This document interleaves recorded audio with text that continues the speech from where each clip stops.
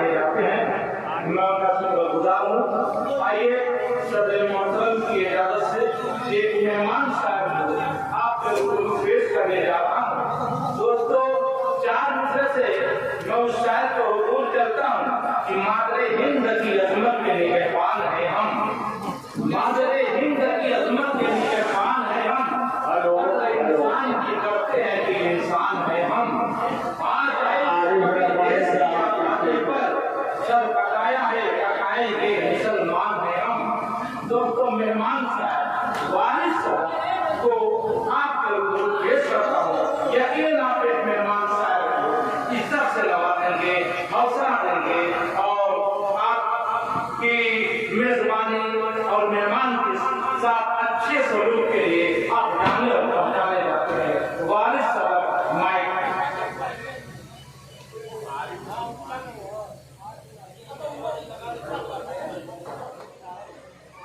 हाज़रीन महफिल और शुरा इकराम और मुअज़्ज़ज़ सामीईन हज़रात, अस्सलामु अलैकुम रहमतुल्लाहि व बरकातुहू। आइए हज़रात, मैं सीधे नज़र का अपना हासिल करता हूँ और दरख्वास्त बात करें। शहीदों